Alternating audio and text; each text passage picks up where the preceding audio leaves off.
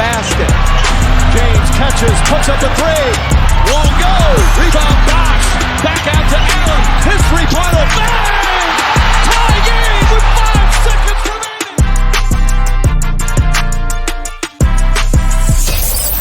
Welcome to the Ultimate Super Coach and Fantasy Sports Show. You are now listening to the Insight Fantasy Sports Podcast.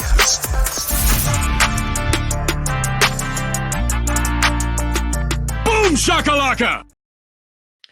Hello and welcome to the Insight Podcast Network. This is the NBA edition, and today we are going to be previewing the San Antonio Spurs. I'm the NBA Matrix, and today I'm here with my good friend, Matty Ali. How are you, mate? Tell us a little bit about your, I suppose, your fantasy journey and what brought you on with us. Yeah, well, I don't really know if it was you who dragged me in or it was all the other way around. I can't really remember, but we ended up in the same league together, and we've kind of been joint GMs, and we've been kind of driving the ship together. And yeah, it's been a good journey. 10 years, I think we've been at it now. Hey. Yeah, so we've been in an ESPN category league for 10 years. We met at university together. And I suppose over the years, you and I have sort of tweaked our comp to what we thought. We've had, at the start, it had double doubles in, but then it gave a little bit of priority to those big rebounders. So we saw a shift that way, and we've changed it every year. And I think that we've run a fantastic league together.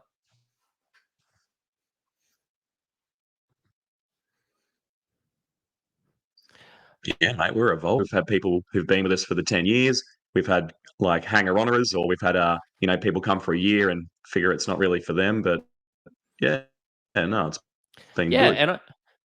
And I think now that's sort of going to be incorporated into the Insight Fantasy Sports. We're going to have our own competitions. I'm excited to get you on as the guy that I call to chat about NBA fantasy on the way to work most days, and and have some notes. Yep. I'm pretty excited to talk about the Spurs today.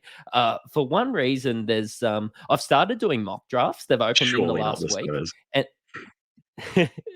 No, with the with these mock drafts, there's some guys that have been sliding in the mock drafts, and I think casuals are not really going to catch on to the Spurs outside of one big name. Yeah, and let's be honest, if he wasn't there, would anyone besides probably myself and 7 other people be watching the Spurs? Like there is a lot of hidden talent on here. I reckon there's a couple little golden nuggets hidden around Wembanyama, but yeah, you're right. If Wemby wasn't in the picture, I think no one would be really talking about the Spurs this year. Yeah, 100%. And before I delve in too much, I've just got to give a shout out to my guys at the Standard Squeeze. They've been supporting us every single episode, helping you drink responsibly. They've got their little reservoirs in there that helps you pour the perfect nip. And they also have their 4-in-1s for you to keep your beers cold and your coffee hot. So we're here to talk about the Spurs. Yeah, 100%. I do love coffee and I do love beer. It's a bit apt that when we have a look at the Spurs season preview, that Wemby's there, front and center. He's just a huge unit, and it's really just going to change it's going to change the outlook of the Spurs, don't you think? Yeah, yep. This is the future. This is the man who's going to take him to the promised land. So, yeah. I'm not sure they've got the talent around them yet to make massive noise, but they do have some pieces that I will be targeting in some drafts. I think as with all of these, we're going to pop into the ins and outs and run through what the Spurs have done in the offseason, mate. Well, even though he said he doesn't want to be here, Cameron Payne's come across to the Spurs. I'm just looking now at some of the ages of the guys who are on this Spurs team, and at 29 years of age, Cameron Payne is like a team elder. He nearly is a veteran presence. You got Reggie Bullock, who's a couple of years older than him. There's just not a lot of age in this team. They're a really young team. I think that last year they were the second youngest team in the league, and it doesn't look like they're going to be moving much off that position. So we've got him coming in. We've got Chetty Osman coming in as well. Reggie Bullock. So obviously two guys who know how to let a three ball go. Cam Birch, I don't know what kind of role he's going to have, but he's there as well.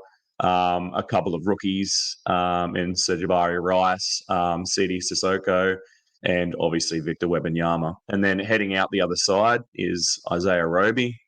I really like the guy. I feel like obviously didn't have much of a tenure with the Spurs, but so he's off to hopefully greener pastures for himself. Cater Bates Diop off as well. Elise Johnson, Stanley Johnson, and Grigori Dang. One of your old mates, mate. Yeah, no, I do love Yang. And look, I suppose, and we're going to delve into it a bit further later.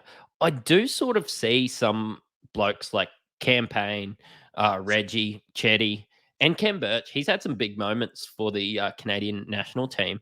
And I do sort of see them getting a role, or at least the opportunity to work themselves into a role.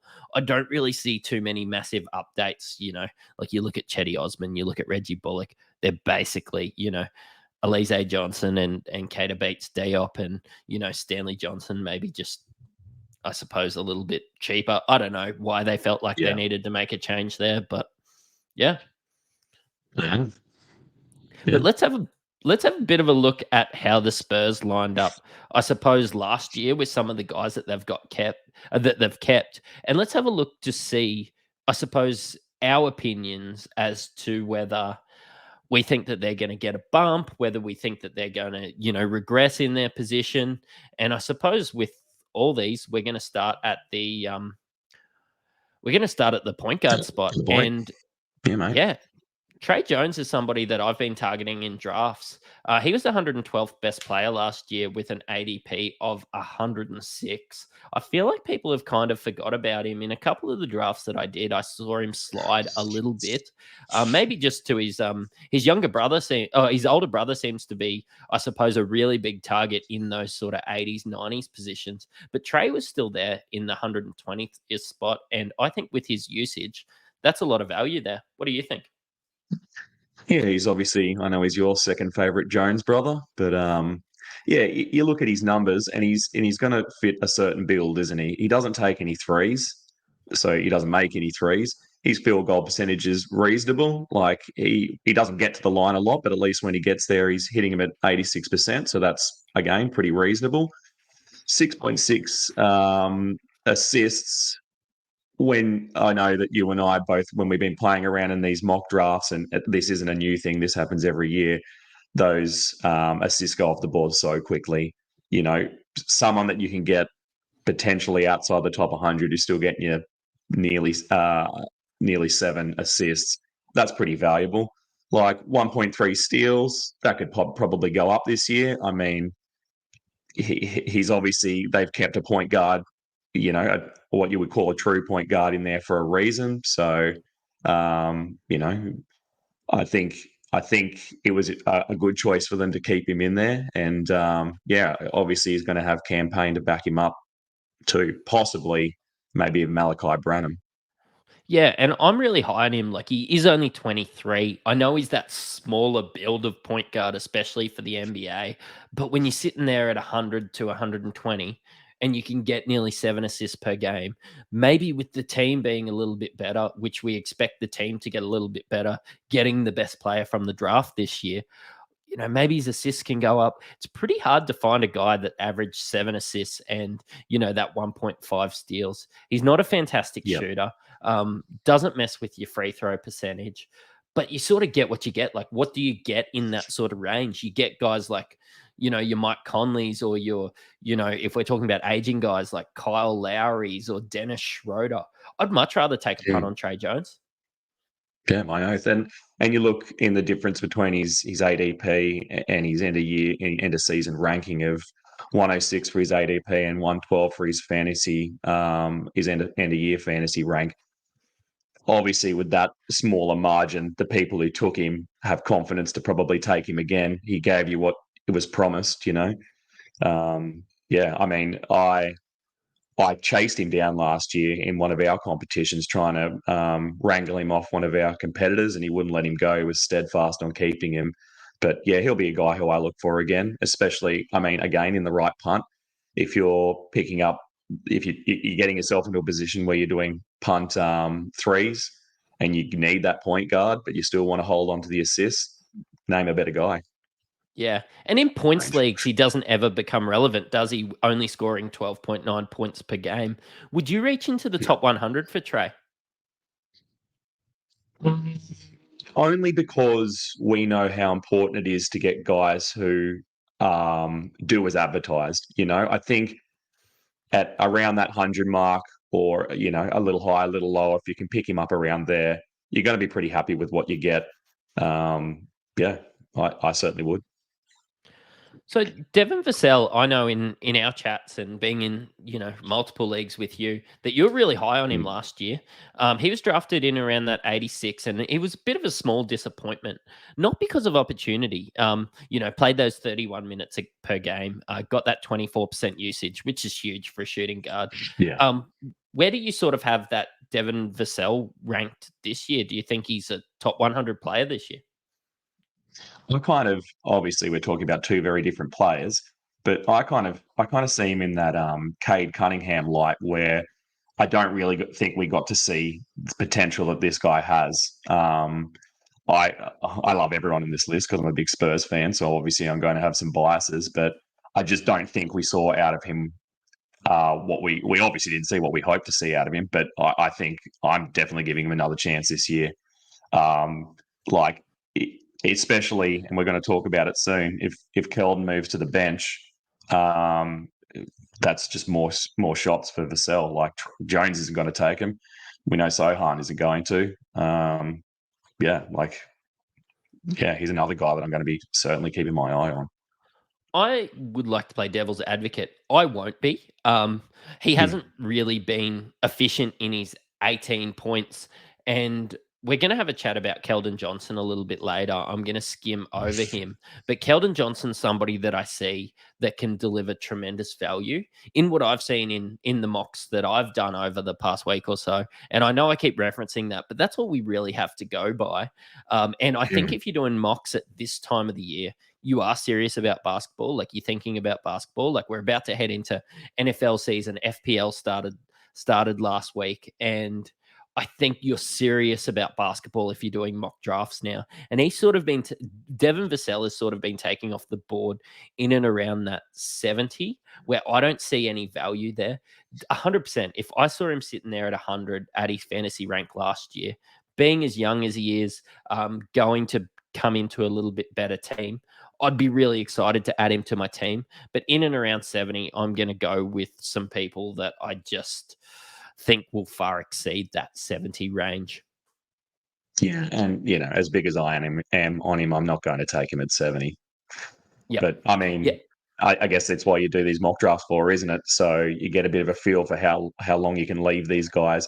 He isn't the kind of guy that you're going to chase down. Like, he's not the guy where you go, this is my guy, I need him, so I'm going to take him at 60 just so I can say that I've got him. That's not Keldon. That's not Vassell. Yeah, Keldon and Vassell, it's hard because they do play such similar roles for the same team to distinguish the two. I'm going to gloss over a couple because I know that we're going to have a small segment towards the end. I know I'm really excited to talk about Keldon and Jeremy Sochan, and so are you. But Zach Collins, Pop's come out and said that, he expects at the start of the year, Wemby's going to play that 4 role. Zach Collins going to play the 5 role. Last year, he only played, it was a bit of an injury hampered year. He was really good off the waivers. For me, and he's a guy that I sort of watched when other blokes were out, but played 23 minutes a night, got 11 points, 6 rebounds, a few out of position steals too. Where do you see Zach Collins' role going this year, Mally? Well, if he's the starting centre, I guess he pretty much takes off where he took off from last season. He's not a big blocks guy, as you can see there. What is he getting? 0.8 of a block a game. Fuck all. So yeah, he's not going to be affected by Wemby. Like, in that regard. Just while I'm thinking of it, because I'll lose it if I don't talk about it. When we're looking at and we're listening out for whatever little tidbits we can get from the NBA at the moment, and the reason why we have, and we'll go to it in a moment, the reason why we have this lineup where hopefully Wemby and Collins are going to share the court together, that is based on, like you said, we've heard Pop come out and Pop said we're going to keep Collins at the 5. And then Wemby comes out and says that he has no interest in playing in the at the 5 in this point in his career. And then on top of that, we have Keldon come out in one of his media releases and say, "I'm happy to play off the bench. I'm your 6th man." So that's probably leading us to the lineup, the 5 that we've created, which we'll look at the next slide. But I thought I'd get that out there. And, we're not just clutching at straws. We're getting this information, pulling it in from different directions to come up with this idea. And you can't get straighter from the horse's mouth than from, I suppose, Pop himself. I probably consider him, maybe outside of Phil Jackson, the greatest coach of all time. And if he wants to start Collins, he will. It's not the way that I would go, which is why I'm going to tread with a bit of caution. I think some people will take Zach Collins a bit earlier than I would hope to get him. We've got a couple other names down here, and we might just gloss over them a little bit. We've got Malachi Branham, which I think,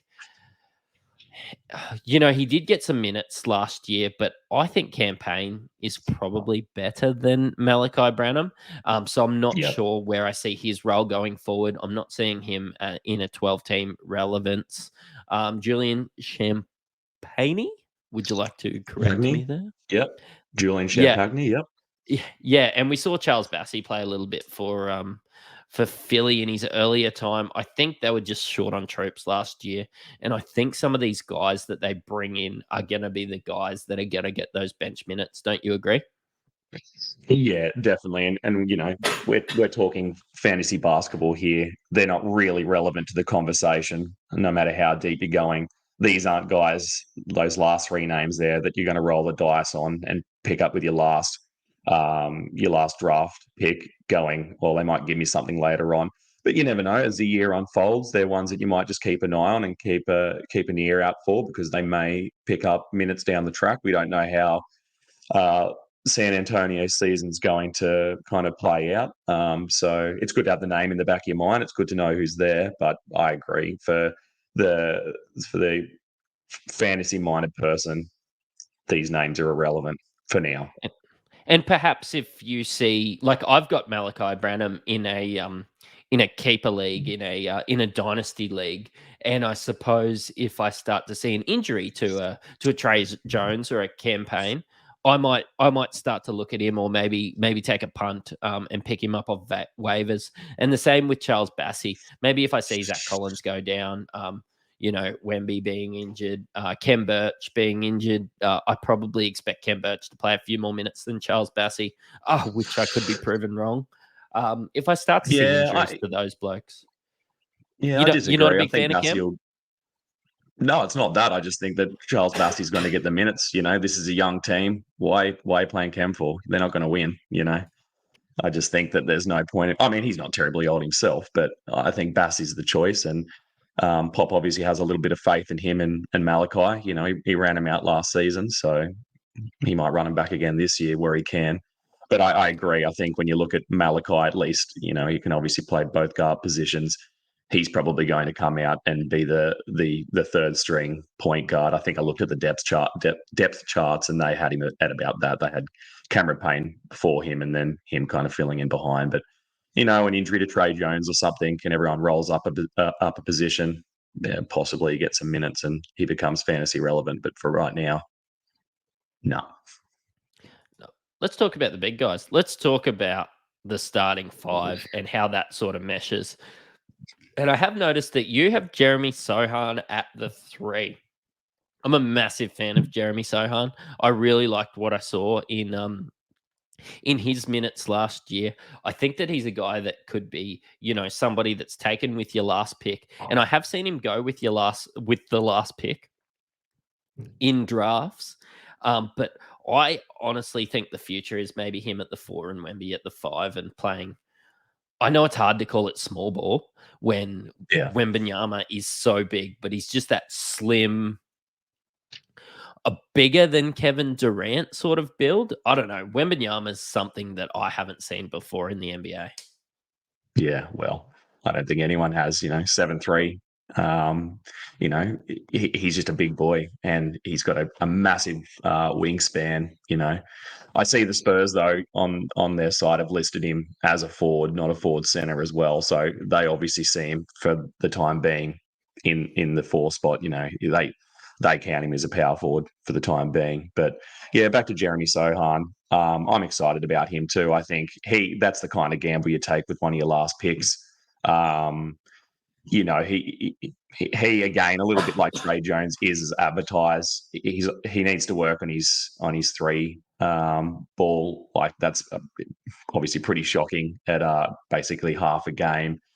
The free throws aren't amazing, but I think there's a role for him on this team, especially if they slot him in this starting unit to get some defensive stats. Like if you're going with that defensive build and you're trying to find steals and blocks. I mean, steals are such a volatile category. You don't really know what's going to happen year to year with that, but he might be a man for that. At an ADP of 182 last year and an ending rank of 230 in the position he was in last year, no one else is going to be thinking about him. He's going to be sitting there. I know you and I are both tempted by him as a prospect, especially if he gets in the starting unit. So, I like him. And him. I'm not saying burn a 10th round pick. I'm saying burn the last pick in the draft. Like if you go 164 deep, get him in your team, see what happens. If it doesn't work out, then you can drop him to the bench, keep a little bit of an eye on him. I honestly think if we watch the Spurs first game of the season, we'll know a little bit more. Yeah, and we know he can handle the ball too. Like Pop gave him that opportunity last year, so he's all right with the pill. Like he can facilitate a little bit too. So that's exciting in a team where I don't think anybody thinks that Trey Jones is the future of this team. I don't think he's going on with these guys. So and I mean he's just a cool dude. He's got cool hair. And did you see that he's styling up Wemby now too? So yeah, they both got cool hair now. So. Mate, with these young teams, like I think it's just super important that they do stick together and that they do create that identity together. And it just seems, and I suppose that it's just something that I see from Twitter, watching some, pre-game warm-ups in the summer league and stuff like that. He's a guy that excites me. They're going to have fun this year. And, like as much as it's hard to crack a smile out of Pop at the best of times, I think he's having fun too. Like, he doesn't need the money. He's made a legacy for himself. Like, he's a Hall of Famer now. He's there to have a good time with the young team. And I think they'll just be an enjoyable watch. Yeah, and everybody seems to pick, and especially like I hope that you're listening to these podcasts trying to get a little bit out of it, because if you don't have League Pass and you're just watching what comes up, we're in Australia, so KO, but we talk, Fox or ESPN overseas, and you just watch the games that pop on. Like you might see San Antonio Spurs games this year, but you're not going to see them by the time the draft comes on. Those guys are looking at Lakers and your Suns are going to play a lot of big games on there. Philly always seems to play a lot of big games. I think where you're going to be able to get that advantage in your drafts is watching some teams like the Spurs, like the Hornets, like the Timberwolves. And just seeing what you can pick up from. You might be the first person in your draft to pick up somebody like Jeremy Sochan off the waivers if he comes out and starts playing 32 minutes in the first night, and you're going to get a really good head start on your comp. Yeah, and we play together in competitions, and there's some competitions that are pretty hardcore, and we're with boys who spend every waking minute looking at the stats and watching the teams, and they are watching bits and pieces of Spurs games. But we're in other leagues too where no one's going to know who Jeremy Sochan is. He's not a household name. Wemby's obviously a big enough name at the moment that he's going to get picked up earlier than probably what he should be. Especially, there's no guarantee obviously with how many minutes he's going to play and how many games he's going to play this season too. So I think people need to temper their expectations a little bit, maybe with that as well. I think it's Maybe crazy that T-Mac's right. Too much hype. yeah. Yeah, I think it's crazy when you see him going in the late 20s, mid 30s. Like Wemby is the sort of guy that I would like to take a punt on, but I'll never own him. I won't own him this year. No, me neither. As you said, and I know you say this a lot on the podcast, that someone else is going to want him more. There's just going to be someone out there. If you're playing in a 12-man league, a 20-man league, someone else is going to get him before you. So, yeah, they can have him. 100%. Let's lead into my man, Keldon, because he is not a guy. I added this slide before I did this podcast, and I was not excited about Keldon. They've said that he's coming off the bench, but I've been doing a heap of mock drafts in my spare time, and Keldon has gone 136 and in the last round in 2 of them. This is a guy that just come off scoring 22 points per game, 2 threes, still got 5 rebounds. His percentages aren't bad. He could run this bench unit. Honestly, man, like there could be some tremendous value late in drafts for Keldon Johnson, because last year he was taken, and I'm just going to reference back. Last year he was taken in and around that 74 because he is a really good talent. People have been burnt by that, and then people aren't looking at Keldon. Man, I am super. I've got him in every draft that I've done so far because I just can't look past him. Yeah. And I remember last year I took him, I drafted him, and I also drafted Larry Markkinen, and they both started to get hot at the same time. So I put the feelers out there like I do to see if I could get any nibbles, baited the hook. And I ended up getting rid of Keldon and keeping Lowry for a period of time. And obviously I was thankful for that because Keldon went one direction. Yeah, cheers. Went one direction, and Lowry went the other direction. So, but I read the chatter on these Spurs sites and the Spurs social media, and people are trying to say, I guess they're putting a gloss over Keldon Johnson, saying this is the next Mano. He's the punch off the bench. He's going to fill that role. Obviously with. I guess there's been a bit of media around the Spurs at the moment, just with Pop getting the Hall of Fame and Parker, and there's a little bits on people's lips at the moment. But yeah, I don't know. I think just based on what we've heard, him saying that he's happy to be the 6th man, I think he already has been told that, so he's kind of getting ahead of the media there, and putting a good gloss on it. What do you reckon? Yeah, 100%. Like when I look at the blokes that we're taking, I've just opened up one of the mock drafts, and I took him early in one because I thought that he was really good value. And then I watched later, like you have a look at some of the blokes that we're taking in and around Keldon Johnson, and tell me that you wouldn't prefer Keldon Johnson over these blokes. Brandon Miller, definitely. Isaiah Stewart, Sadiq Bey, Colin Sexton, Gordon Hayward, Herb Jones, Norman Powell, Tari Eason, Harrison Barnes, Cole Anthony, Caris LeVert, mate, even Dylan Brooks. Like, tell me that this guy just doesn't have a little bit more upside than those players. And tell me that smart people wouldn't just be adding Keldon to their team late in draft. You're sitting there at 120, 130. He's still got upside. He's proven that he's a good basketball player. He's young. The Spurs are up and coming. Fucking tell me a bad thing about him. Yeah, I'd have a go at him too. Like you read out that name, the list of names there, and he obviously stood out, didn't he? Like it was one of these things, just ain't like the others, and that was him. And I mean, when you're picking him, as you said, if you can get him at 120, that seems ridiculous. Like he doesn't work out, you spin a story to someone else in your league, and you ship him off. Like we know he had highs and lows last season, and he's not terribly damaging in any category. Obviously, the free throws are a bit of a worry at 75%. 2.1 threes per game. And I mean, probably at the halfway point of the season, that would have been higher, but it obviously took a dip as the season went on. And yeah, 22 points per game. I don't know if anyone else on that list that you just read out there gets anywhere close to that. Maybe Hayward, but he's often in the repair shop. Yeah, 100%. And like, I'd rather take a punt on someone like Keldon, who has proven that he can be healthy, rather than Gordon Hayward, who I took in a lot of leagues last year, punting. But I think that you can get that upside just like having a gamble on a Keldon over having a gamble on Gordon Hayward. And they could find themselves in the same role. Just one of them's 10 years younger. Yeah. I do just have to shout out Ryan Hammond from Astute Newstead. Ryan has been, mate, an elite contributor. Come on in the last week.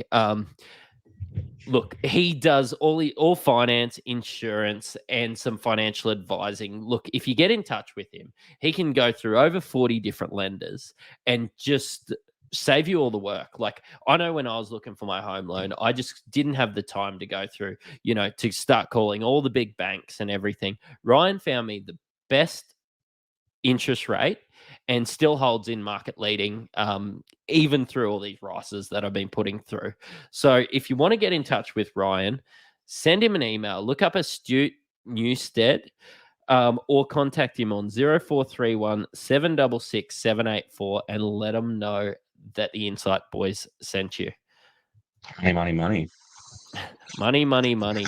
And looking at the Spurs, some of these guys that we brought in, we didn't chat. So do we see Cameron? And I know that you've got the list in front of you. So they've lost blokes like Isaiah Roby, and they've lost blokes like, I suppose, your Keita Beats Diop. How many minutes realistically do you see some of these ins playing? Run me through, and I'll let you know if I think you're right or wrong. I guess the first conversation we have is, are they even going to be here? Like there's this roster's still stacked. There's probably every chance that they're going to be moved on. Like, do you see Chatty Osman being run out there in a Spurs uniform? Like, I don't think I do. But yeah, I mean, it's same with Reggie Bullock. I think I might, but I think that he might only be a 14, 15 per minute guy. And if you need that sort of guy to stand in the corner and knock some threes, when you've got blokes like Jeremy Sochan, he's not that bloke. Like, maybe Chetty is a good fit in a reduced role now. And Reggie Bullock, I suppose maybe he's a bit of a locker room presence and can maybe play that 18 minutes per night and play a bit of a role for Vassell and Keldon. What about I agree. I think Reggie Bullock might be a locker room presence. Like, he's getting pretty close to the oldest guy on the team here, and he's been around a little bit too. So yeah, maybe that's close to the role. But yeah, I reckon you're right. Maybe 12 and a half minutes. It's nothing that's going to be fantasy relevant. Like, I mean, if he can do what he's done in the past, you keep an eye on him. If there's weeks where you're getting to that second last game of your round, you've got a couple of waivers picks left, and you're close to getting that 3-point category. You pick someone like him up. I mean, that's the only conversation we're really going to have about him in a fantasy space this year, in my mind. It's a bit boring outside of Wemby, isn't there? Like, realistically, he's the big guy that they brought in. They had I suppose the guys that are setting the platform. I don't know. I think Trey Jones could turn into, like, obviously not a franchise player, but maybe a good complementary piece if you Devin Vassells and you Keldon Johnsons and your Sohan becomes also that sort of complementary piece. I think, like, if Wemby is the superstar that we think that they are, I think that they're going to need, some really safe hands in Trey Jones passing it around, some really hard workers like Jeremy Sohan. Tell me that if in 5 years, if the Spurs don't, like, maybe they end up getting another fantastic draft pick and people start to want to play for them. Like, could we see Jeremy Sohan play a Draymond Green role? Yeah, possibly so. And, they're a smaller market team. Obviously, they've had a lot of success in the past. I've got here that they're the most winningest team in USA sports history. So that's kind of impressive. Over the last 2 decades, it is. I think, it goes back to the point that we made too, that a lot of eyes just aren't going to be on the Spurs this year. They were 22-60 last year. that's tied for the second worst record in the league with my other favorite team, the Rockets. So yeah, I mean, it's not going to be a lot of joy for me this year. It doesn't seem like, but yeah, like if they're going to start building with what they've got. I agree that Trey, he's probably the safest bet on this list, isn't he? Like, if you don't like taking risks or gambles, or you already feel like you've taken too many risks and gambles and you're getting up to that 100th pick, maybe that's your safest houses pick where you go, all right, I know what he's going to do because he did exactly what he was supposed to do last season. Yeah, I think no people are going to sleep on Sohan, and that's why we've got him as the guy that we think might have a breakout. Keldon, who really knows? Maybe he can be the next Manu. Wemby, obviously, that's why everyone's tuning in for. Like he's a potentially a generational talent, and no matter what kind of hate T-Mac's putting on him, but yeah. At what point, like, so we've both said that we don't think that we will own Wemby in drafts. No. If we're playing with 12 players that are exactly the same at you as you and I, at what point would you take Wembanyama? What pick? Where is he draft, on your big board? That'd be very interesting if you and I had another team full of you and I's, because we'd all be sitting there thinking, nah, someone's going to take him, and we get up to 120 and be left there, and someone would pick him up from the waivers. It'd be the longest draft. Yeah, ever. I don't know. Where do you have him at the moment? Maybe I think I had him in front of Chet, and then I put him back behind Chet again. Yeah, but I think I saw in the mock draft that you did today, which looked like it had some competitive names in it. He was taken at 20th, wasn't he? He was taken at 26th today. 26. I just think in and around that 44, I've sort of got him, and I'd be comfortable taking him 44 to 50. And some of the names that I can compare against is, yes, I'd rather take him over like a Paolo Banchero. He's somebody that I'm targeting in and around that 55, 60 range. But like Chet, doesn't he just have exactly the same opportunity as Victor, but maybe he's a little bit older, and maybe like I think Josh Giddey's better than Trey Jones, and I could be the most high on Trey Jones out of all the people you talk about. Like, don't you think some of these OKC blokes, like, they're just going to be playing a better quality basketball than the San Antonio Spurs, and then you would just rather take a Chet? People are taking Victor over Chet, which I think's a mistake. Yeah, I agree. I think 50 is pretty fair. I think that's a nice round number if you keep him in that. You keep 50 in your mind, and if you've got your finger hovering over the pickup button when he's in the 30s, you might help you to rethink and think you're going a little bit too soon. But yeah, 50 sounds good to me. And again, it depends on your build. If you're punting blocks, that's the value of this man at the moment. These young bigs who are coming in. You wouldn't take him or Chet if you were punting blocks. Their names just go straight out the window, 100%. And with those big names, I think people will take them over where I have them drafted. So again, I'll let them take them. Let some other guys that I'm super high on slide and just get some value there. I suppose the last thing I want to cover, and I didn't talk to you about this, is so the San Antonio Spurs, they'll bang on tie with the Rockets last year. I know you're a massive James Harden fan back in the day, so you are a bit of a Rockets fan, but I won't hold that against you. The San Antonio Spurs were the 15th best team in the West last year. They were the last, hence why they have Victor Wembanyama. Do you think adding Victor Wembanyama changes them from the spot of the worst team in the Western Conference, or can we see them getting another really high number in the draft next year to just further solidify and move forward? What do you see happening to the Spurs next year? Yeah, I don't see them changing much from where they were last year. Maybe a couple more wins. I mean, you compare them to what the youngest team in the league, like you were before with OKC. I mean, the imminent future just looks way more exciting for a team like that. Yeah, I mean, they've got, arguably the best coach in NBA history behind them at the moment. So there's going to be a lot of growth this year. Yeah, I don't know. I wouldn't move too much off that because I think of all the other teams in the league, and obviously teams, in order for teams to improve and kind of climb the ladder, teams have to fall in behind them, and I just can't think of a lot of teams. Are they better than the Rockets? Like, are they? When we're talking about tying for the wooden spoon, are they a better team this year than the Rockets? Like, can we just even like have a conversation about that?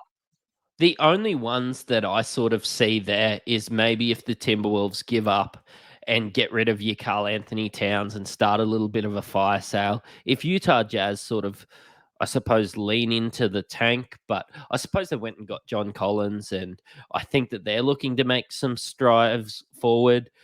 Maybe if Portland trade Dame, they could be worse, probably by design. But realistically, I see them 13th, 14th. Maybe they get an extra 4 or 5 wins. Honestly, maybe they shut down Wemby. If Wemby is as good as we think that they are, maybe they shut down Wemby towards the end of the year and just tell him on the slide. It probably won't even be on the slide. It'll probably be publicized. Hey, mate, sit down. We'll get you another teammate. Let's build this dynasty. Well, they were shamelessly, tanking last year, weren't they? Like everybody who was watching was like, okay, they're just doing that, are they? Like they're really right into this the Wemby lottery, and I don't know, it paid off, didn't it? They got their boy, and I agree. I think he's just slim, and I think they're going to worry about him getting injured. Like he looks like he could snap like a twig. So I think that they're obviously not making a playoffs run or anything this year. That's just too far out of the scope of realism. So I agree. Can you justify taking a guy at 26 like you are in mocks today that isn't going to play a full season? I don't think listeners to the Inside rookie. Fantasy podcast are going to do that. No, that's silly business. But again, we hope they do, because if they take him at 26, that's not something that we have to start worrying about at 46. Take him at 26. 100%. I suppose that wraps us up. Thank you for listening to the Insight Fantasy Sports. You can find me on Twitter at SC_Matrix or at NBA_Matrix. I know Mally's going to get a bit more involved in the podcast. This is your first podcast. How's it feel to pop the cherry? You pop my cherry, mate. Yeah, I knew you've been waiting for that for a long time. So there you go. And I want to leave you with one last thought, because I knew you'd be interested in this one. Everyone's talking at the moment about the 25-game suspension for Ja. How about the 2-game suspension for Devontae Graham for his impaired driving? Why isn't the conversation going that way? Because Devontae Graham isn't good at basketball, and I will leave you at that. Yeah, you're right. Sorry. Yeah, all right. Can we find you on Twitter, my friend, or X? You can't yet, but I'll organise myself for that, shall I? Fuck, you're a Gumby. Cheerio. Yeah, I'll figure it out. Can barely get onto this. Thanks, matey. Thanks Bye. for listening, guys.